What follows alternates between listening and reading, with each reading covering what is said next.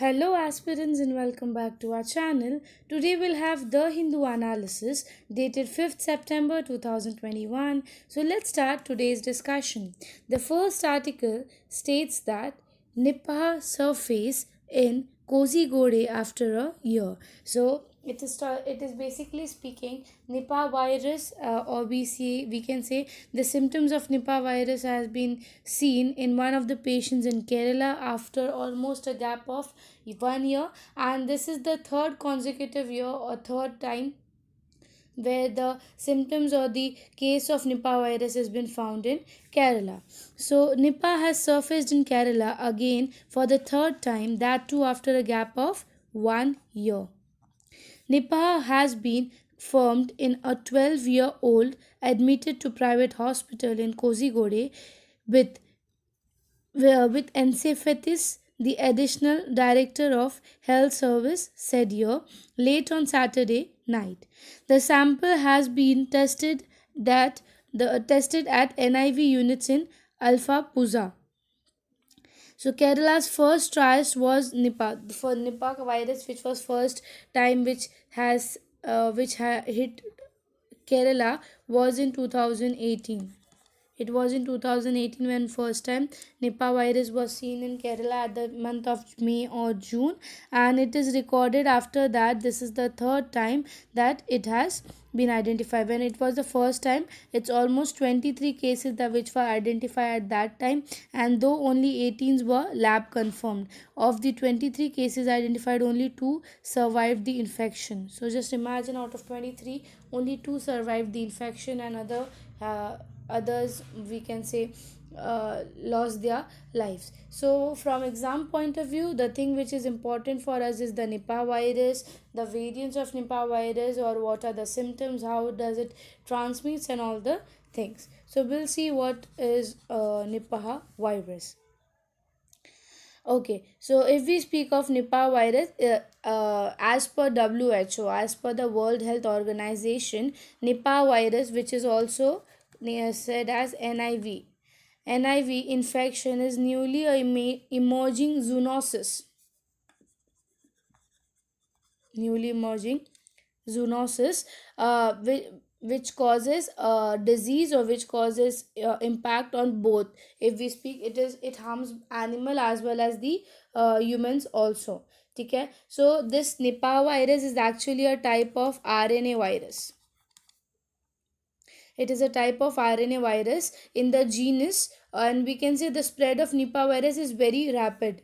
Okay, its spread is actually very rapid. The mortality rate and with infected patient is high out of 70%. So the we can say the person infected with mortality rate, the ratio of life and death is 70 to 30, which is a very big gap. So Nipah virus is actually an airborne transmission infection, and it can affect those who come to in such contaminated bodies. For example, pigs, bats. If such animals are carrying this disease, so it's a airborne disease. It can be infected to an animal or a human also.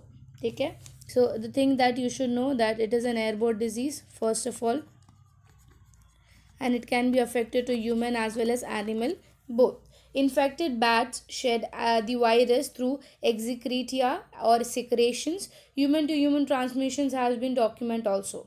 It is capable of causing the disease in pigs and other domestic animals. So if we speak of animal, it is basically speaking of the domestic animals which we keep. Okay, now we'll see about the source, or from where this Nipah virus was identified, or from where it was first, its origin happened. So first time this Nipah virus was actually identified in Malaysia and in Singapore in the year 1998. Okay, properly the place is Kampong, uh, where this Nipah virus was identified in Malaysia as well as in Singapore also in the year 1998, and at that time it was caused through pigs. ठीक है, pigs के through transmission हुआ humans में जब first time ये identify किया गया था. तो WHO का भी इसके लिए यही बोलना है कि it can happen through the bats and pigs. अब बैट्स में भी कैसा है, तो there is a proper species which we call as fruit bat. Fruit bat के थ्रू ये पास होता है. Fruit bat belong to a species or genus of bat only. They are also known as flying foxes. Usually हम अगर ecology या ecosystem के नाम पे देखें तो it is known as flying foxes. Why flying foxes इसके लिए बोला जाता है बिकॉज उनका जो फेस स्ट्रक्चर है it resembles little bit of this resembles little bit of fox structure and it has the ability to fly at very height. सो इसके लिए हम उसको फ्लाइंग फॉक्सेस भी बोलते हैं. ये जो फ्लाइंग फॉक्सेस हैं ये बेसिकली आपको साउथ ईस्टर्न एशिया में ही मिलेंगे ज़्यादातर. और ये जो बैट्स की बॉडी है इनके थ्रू ही मेजर जो है निपा वायरस का ओरिजिन या फिर निपा वायरस प्रॉपर जो है मिला गया था. और अगर हम एंटीबॉडीज़ देखें तो antibodies were found in the Indian flying fox during the Bangladesh outbreak. जब बांग्लादेश में होता तो इसका एंटीबॉडी जो है इंडियन फ्लाइंग फॉक्सेस में मिला था. ठीक है. So the Indian flying foxes host over 50 viruses with around 1200 species bat which comprises almost 20% of earth's mammalian diversity. ठीक है. सो ये कुछ फ्लाइंग फॉक्सेस के रिलेटेड इंफॉर्मेशन इंपॉर्टेंट था कि मेजर फ्लाइंग मतलब मेजर किससे फैलता है और क्या इम्पैक्ट होता है. अब हम सिम्टम्स देखते हैं कि निपा वायरस के सिम्टम्स होते क्या हैं या क्या होता है. It is basically it causes ये इन्फ्लेमेशंस ऑफ ब्रेन. ठीक है. जिसमें वी कैन से हमें कन्फ्यूजन्स होते हैं, हमें बुखार आता है, देन हमें ड्राउजीनेस कंटिन्यूसली रहता है. ये कुछ सिम्टम्स है इसके. ठीक है. And it can also lead to acute fatal. It can also lead to an acute fatal. फिर रेस्पिरेटरी और पल्मिनरी डिजीजेस भी या फिर उसके सिम्टम्स भी दिखते हैं. सांस लेने में तकलीफ होता है. न्यूरोलॉजिकल रेस्पिरेटरी इश्यूज भी इसमें दिखते हैं. सो बेसिक जो सिम्टम्स अगर हम बोलेंगे निपा वायरस का तो it can be drowsiness, it can be dizziness, nausea, उल्टियाँ होती हैं, fever, then headaches, mental issues भी होते हैं लाइक कन्फ्यूजन्स. ठीक है. तो ये कुछ हम बोल सकते हैं कि सिम्टम्स हैं. सो फार अब तक प्रॉपर वैक्सीन्स हमें नहीं मिले हैं इसके related which can cure animal and human both. But इसके लिए प्रॉपर जो है वर्किंग चालू है. निपा वायरस अगर इंडिया के केस में हम बात करें, इंडिया में जो फर्स्ट टाइम निपा वायरस मिला था तो वो फर्स्ट टाइम मिला था सिलीगुड़ी में. सिलीगुड़ी अगर मैं बात करूँ it is in West Bengal. First time जो है 2007 सिलीगुड़ी में निपा वायरस का केस मिला था. एंड उसके बाद अगर कंटिन्यूसली अगर हम देखें उसके बाद आया 2018 में विच वाज इन केरला. ठीक है. तो प्रॉपर अभी की बात करें तो कोजीगढ़ में मिला है और ऐसे 2018 में आया, 2019 में भी आया, कोची में सेम केस दिखा और फिर अब इस बार जाके कोजीगढ़ में वापस से निपा वायरस का केस दिखा है.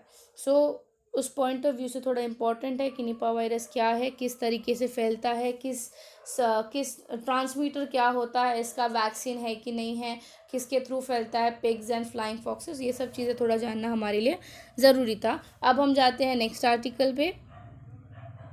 The next article states 28% of 138,000 assessed species face extinction. Habitat loss over exploitations to blame. So it is notice according to the international body जिसको हम IUCN बोलते हैं. IUCN अगर हम आगे देखेंगे क्या है, IUCN के हिसाब से ये रिपोर्ट है कि हमारे जो स्पीशीज़ हैं, हमारे पास जो अलग अलग स्पीशीज़ हैं एनिमल्स के, उसमें से 28% ऑफ स्पीशीज़ जो एंडेंजर्ड हो चुके हैं. ठीक है. सर्वाइवल जिनका ख़त्म हो चुका है या फिर they are at the verge of extinction हम बोल सकते हैं.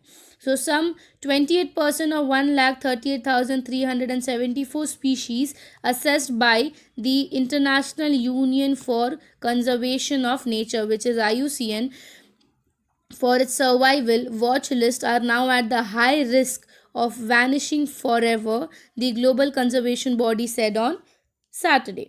Habitat loss, over exploitation, illegal trades have hampered the global wildlife. Obviously अगर हम इसमें बात करें, हम कल के न्यूज़ में ही बात कर रहे थे अबाउट द टर्टल्स. क्यों उनका एक्सटिंक्शंस हो रहे हैं, हम उनको एक्सप्लॉइट करते हैं फॉर एन्जॉयमेंट पर्पज, हम उनको मतलब उनको हर्ट करते हैं. इलीगल ट्रेड्स उनका किया जाता है for its flash and for its shells. ठीक है. तो ये सब कुछ रीजंस है जिसकी वजह से they are at the verge of extinction. Komodo dragon. This is the Komodo dragon, the largest living lizard, which was found only in the, which is only found in the World Heritage listed Komodo national park which is in this Indonesia. They are also IUCN ने उनको भी endangered species में या endangered list में categorise कर दिया गया है. सो कोमोडो की अगर हम बात करें, Komodo is the one of the largest lizard जो हमारे अर्थ पे पाए जाते हैं. ठीक है, इनका प्रॉपर अगर हम देखें तो ये इंडोनेशिया में मिलते हैं मोस्ट ऑफ जो इनकी पॉपुलेशन है, और उनको भी IUCN ने अभी जो है एंडेंजर्ड के लिस्ट में कैटेगराइज कर दिया है. Some of the 38% of 1200 sharks and ray species are been assessed by the experts and directly threatened. ठीक है, शार्क स्पीशीज को भी एंडेंजर्ड और एक्सटिंक्शन के लिस्ट में डाल दिया गया है. So according to IUCN has launched its green status, the first global standard for assessing the species recovery and measurement. ठीक है, IUCN का कहीं ना कहीं ये अपनी तरफ से इनिशिएटिव है ताकि वो लोग बचा पाए या ताकि उनको कंजर्व कर पाए. So from exam point of view हमारे लिए थोड़ा सा जानना ज़रूरी है कि IUCN का फंक्शनिंग क्या होता है और क्या रिपोर्ट रिसेंट ईयर्स में उन्होंने रिलीज़ किया है. ठीक है, so IUCN is the international union for conservation of nature and it is proper a membership union which is composed of both the government and the civil society members. दोनों इसके part रहते हैं, governments, हर एक country का government और civil society, that is the civil member organisations. IUCN का formation अगर मैं बताऊँ, IUCN का फॉर्मेशन 1948 में किया गया था. 1948 में प्रॉपर इसका फॉर्मेशन या इसको बनाया गया था with an motive of conserving और with the motive of safeguarding the species of world. ठीक है, इसका प्रॉपर हेड क्वार्टर अगर मैं बात करूं तो इसका head quarter is in Switzerland.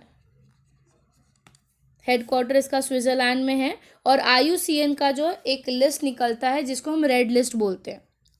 ठीक है, तो IUCN's red list of threatened species is the world's most comprehensive inventory of the conservation. तो इनका जो लिस्ट निकाला जाता है उस लिस्ट को हम बोलते हैं रेड लिस्ट. वो रेड लिस्ट हम बोल सकते हैं it is we can say a combination और अ कंप्रेस्ड वे ऑफ स्टेटिंग कि इंडिया ही नहीं पूरे वर्ल्ड में क्या हालत है स्पीशीज़ की, are at the verge of distinction या बचे हैं कि क्या है. ठीक है, तो कभी भी अगर आपको कभी जानना है अबाउट एनी एनिमल कि उनका क्या पॉपुलेशन रेट है, you can search it on IUCN list. वो आपको इजीली पूरी कॉम्परेटिव वे में दिखा देगा. सो ये जो IUCN का लिस्ट है जिसको हम रेड लिस्ट बोलते हैं, इन्होंने हर एक स्पीशीज़ को या हर एक मतलब जो भी लिविंग्स हैं उनको 9 कैटेगरीज में डिवाइड किया है. 9 कैटेगरीज कैसे हैं, तो it starts with non evaluative. ठीक है, मतलब it starts with non evaluative और लास्ट तक जाता है एक्सटिंक्ट. ठीक है, तो जैसे उसमें क्रिटिकली एंडेंजर्ड हो गया, एंडेंजर्ड है, वनरेबल है, क्रिटिकली वनरेबल है, देन ये फिर आता है उसमें this non evaluative, not in endangered, ऐसे करके 9 अलग अलग कैटेगरीज हैं. और जैसे जैसे स्पीशीज़ की पॉपुलेशन है या स्पीशीज़ का ग्रोथ है उस हिसाब से उनको वो लोग कैटेगराइज करते हैं हर चीज़ में. ठीक है, और इट इज़ ऑल्सो अ की इंडिकेटर फॉर ये सस्टेनेबल डेवलपमेंट गोल. ठीक है, सस्टेनेबल डेवलपमेंट गोल के साथ भी इसका वर्किंग किया जाता है because sustainable development goal also works for ecology and environment. ठीक है, तो ये कुछ चीज़ें इंपॉर्टेंट था. अभी रिसेंटली जो लिस्ट निकाला गया था या असेसमेंट निकाला गया था IUCN की तरफ से, वो ये चीज़ बताता है कि ऑलमोस्ट 28,338 स्पीशीज़ जो हैं हमारे इसमें से they are been at the verge of ये extinction. The updated list has actually bring out an alarming decline of fresh water and deep sea species. हमारे fresh waters and deep sea के जो species हैं almost they are at the verge of extinction. जैसे कि example एक दिया है Japan के फ्रेश वाटर के फिशेज़. ये चीज़ नोटिस किया गया है कि उनके फ्रेश वाटर में ऑलमोस्ट 50% ऑफ जो स्पीशीज़ है वो एंडेंजर्ड हो चुके हैं. ठीक है, जैसे कि गिटार फिश हो गया, देन राइनो रेज हो गए, देन हमारे एनलॉन्गेटेड स्नाउट्स हो गए. ये लोग जो हैं it is almost extinction. I think so आगे जाके 10 साल के बाद जो आगे के जनरेशन होंगे उनको ये भी नहीं पता होगा कि ये सब चीज़ें हैं भी because they are at the very large extinction. ठीक है, एंड इनका जो रिपोर्ट है ये यही बता रहा है कि इट कन्फर्म्स दी फाइंडिंग्स कि इतना जो है इन लोग का एक्सटिंक्शन हो चुके हैं, एंड जिसकी वजह से इन लोग ने अलग अलग टारगेट सेट किया है टू कंजर्व देम और to save them from extinction.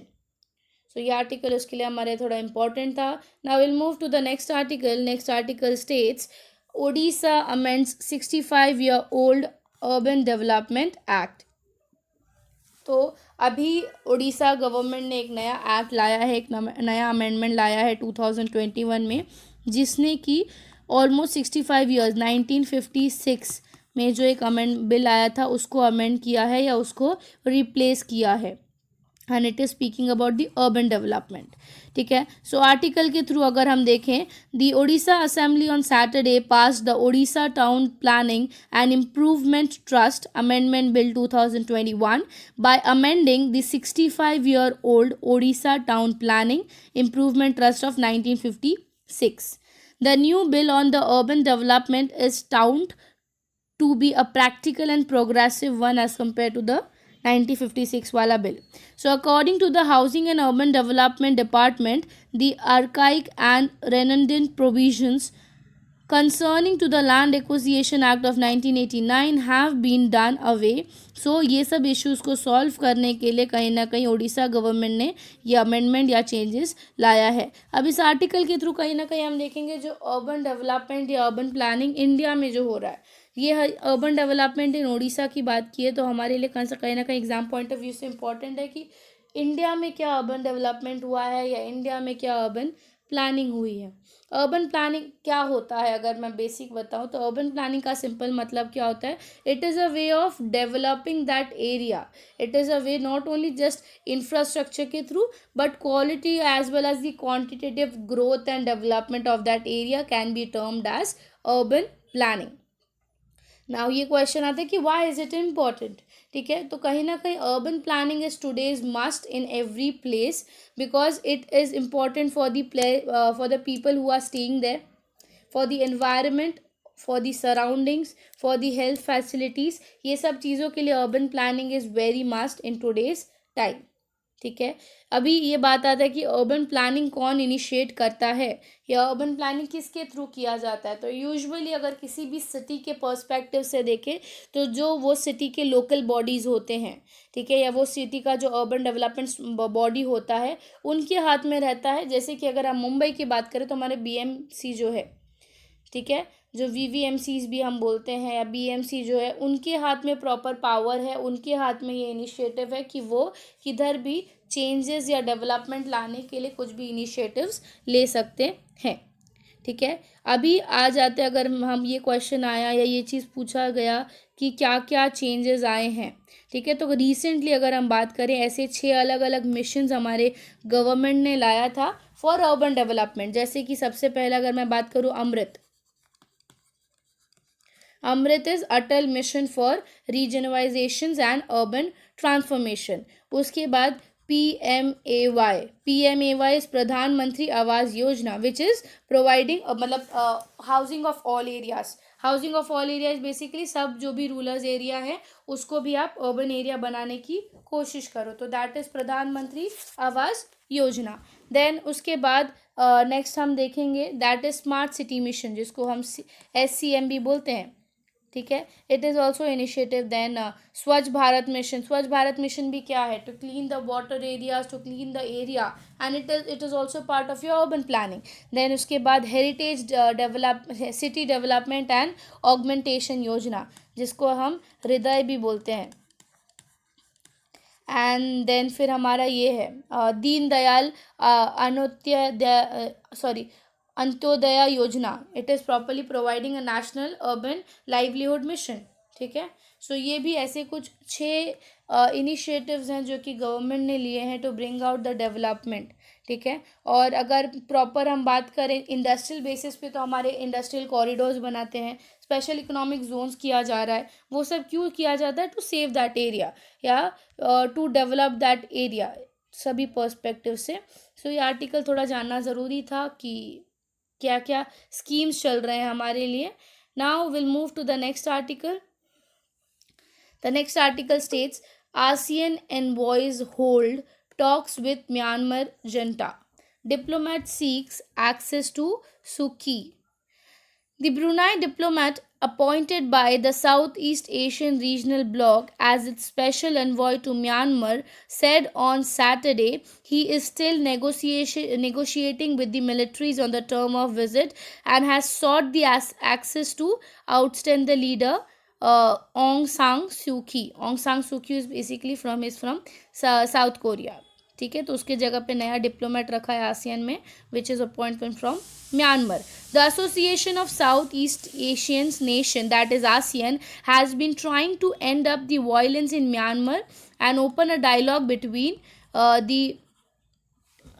the military rulers and opponent. तो ये अगर आर्टिकल हम देखें तो ये आर्टिकल एक्चुअली 1 साल से चल रहा है. ये न्यूज़ बेसिकली हो क्या रहा है, तो जो म्यांमार में जो मिलिट्री है, they are trying to control or they are trying to dominate that area. सो उस चीज़ को बचाने के लिए कंटिन्यूसली लोगों का प्रोटेस्ट चल रहा है इस एरिया में, या उस चीज़ के लिए कंटिन्यूसली लोग प्रोटेस्ट कर रहे हैं कि we don't want such military powers, हमें प्रॉपर गवर्नमेंट चाहिए. तो इस चीज़ को सॉल्व करने के लिए एक प्रॉपर होल्ड, एक प्रॉपर टॉक रखने की कोशिश की जा रही है.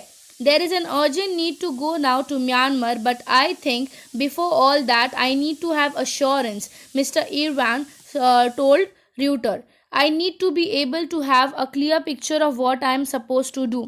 ठीक है, सो नेगोशिएशन के पहले उनका ये बोलना है कि बिफोर गोइंग फॉर नेगोशिएशन मेरे लिए ये जानना ज़रूरी है कि उधर का सिचुएशन क्या है और मुझे क्या क्या काम करना है, क्या क्या नहीं करना है. सो ये आर्टिकल उसी के लिए न्यूज़ में आया था कि म्यांमार में टॉक्स रखने की कोशिश की जा रही है by ASEAN. So exam point of view से हमारे लिए अब यहाँ पे इम्पॉर्टेंट हो जाता है which is ASEAN. So ASEAN is the Association of Southeast Asian Nation and it is a regional organization which is basically, we say, it is established to promote the political and social stability. Countries, ये जो इनके जो countries, इनके बीच में political and social stabilities maintain हो. इनका motto क्या है? The motto of ASEAN is one vision, one identity, one community. And every 8 अगस्त को हम जो है ASEAN डे मनाते हैं. एवरी 8 अगस्त is celebrated as ASEAN day. और इसकी प्रॉपर सेक्रेटरीट अगर हम देखें या प्रॉपर जैसे हेडक्वार्टर्स होते हैं, ASEAN का है इंडोनेशिया, जकार्ता. ठीक है, सो इंडोनेशिया में इसका प्रॉपर सेक्रेटरीट है. मेंबर्स की अगर हम बात करें, ASEAN के मेंबर्स कौन कौन है? So countries like Indonesia, Malaysia, Philippines, Singapore, Thailand, Brunei, Vietnam, Laos, Myanmar and Cambodia. ये कंट्रीज़ हैं. लोग हमेशा सोचते हैं ASEAN है मतलब शायद साउथ ईस्टर्न तो इंडिया भी होगा, बट नहीं, ये सबसे बड़ी गलती है. India is not the member of ASEAN. ठीक है, ASEAN के सारे मेंबर जो हैं प्रॉपर हमारे साउथ ईस्टर्न जो कंट्रीज़ हैं, साउथ ईस्टर्न एशियन कंट्रीज़, वो इसके प्रॉपर मेंबर है. ASEAN का जेनेसिस देखें या फाउंडेशन देखें तो 1967 में जो है एक ASEAN डिक्लेरेशन साइन हुआ था, बैंकॉक डिक्लेरेशन जिसको हम बोलते हैं. बैंकॉक डिक्लेरेशन में ही ASEAN के बारे में बात हुआ था इन 1967. और इसकी फाउंडिंग कंट्रीज़ अगर हम बात करें तो इसकी फाउंडिंग कंट्रीज़ इंडोनेशिया है, मलेशिया है, फिलीपींस है, सिंगापुर है और थाईलैंड है. ये 5 कंट्रीज़ हैं जो कि ASEAN के फाउंडिंग फादर्स ऑफ ASEAN हम उनको बोलते हैं. देन 99 ये चीज़ हमारा हुआ था. ये चीज़ देखा गया था कि 1990s में हमारा जो कोल्ड वॉर चल रहा था, वियतनाम वॉर्स हुए, कोल्ड वॉर, तो ये क्वेश्चन आ रहा था कि ASEAN वर्किंग कर पाएगा कि नहीं. सो टू इम्प्रूव इट्स वर्किंग हमारे और कंट्रीज़ को इसका मेंबर बना दिया गया. जैसे ब्रुनाई 1984 में मेंबर बना, देन वियतनाम 1995 में मेंबर बना, देन म्यांमार 1997 में मेंबर बना और कंबोडिया 1999 में इसका मेंबर बना. ठीक है, देन प्रॉपर इसका विजन जो है, ठीक है, अडॉप्शन ऑफ विजन, इन्होंने अपना प्रॉपर विजन अडॉप्ट किया जिसके हिसाब से दे स्टार्टेड वर्किंग. 2003 में इनका एक नया हम बोल सकते हैं कम्युनिटी सेटअप हुआ, ASEAN कम्युनिटी. तो उसको हम बाली कॉनकॉर्ड 2 बोलते हैं. बाली कॉनकॉर्ड 2 एक प्रॉपर कम्युनिटी सेटअप किया गया. डिक्लेरेशन साइन किए गए थे ASEAN कंट्री के वर्किंग के लिए. ठीक है, करेंटली ASEAN कम्युनिटी अगर मैं बात करूँ तो ASEAN community consist of political security committee, economic community and social cultural community. अब बाय स्टेटिंग द कम्युनिटी आपको समझ आ गया होगा कि इनका ऑब्जेक्टिव्स क्या है। For economic growth, political growth, cultural development, progress in all the south Asian countries and to promote the studies of this area. ये सब कुछ उनके ऑब्जेक्टिव्स हम बोल सकते हैं। मैकेनिज्म अगर मैं बोलूँ प्रॉपर, तो इसका जो चेयरमैनशिप है वो अल्फ़ाबेटिकल वाइज, जो 9 कंट्रीज़ हैं उसके अल्फ़ाबेटिक वाइज इनके चेयरमैनशिप शिफ्ट होते हैं मेंबर्स के। प्रॉपर इनका समिट जो है, जो मीटिंग्स जो इनकी होती है वो प्रॉपर सेक्रेटरीट के अंदर होती है, ट्वाइस इन अ ईयर, एक साल में 2 बार इसकी मीटिंग होती है। इनकी बॉडी जो है that is the ministerial council, ठीक है, जो इम्पोर्टेंट बॉडी है that is the ASEAN ministerial council, जिसके अंदर ये सारे कम्युनिटीज़ की वर्किंग होती है। और मेजर जो डिसीजन पावर है वो सेक्रेटरीट्स के अंदर में इसकी सारे डिसीजन पावर्स आते हैं। तो ये कुछ चीज़ें थी जो हमारे लिए जानना ज़रूरी था from exam point of view कि आसियान का क्या क्या चीज़ें हैं। I hope so you like the video. If you like the video, do like and subscribe the channel. Thank you so much.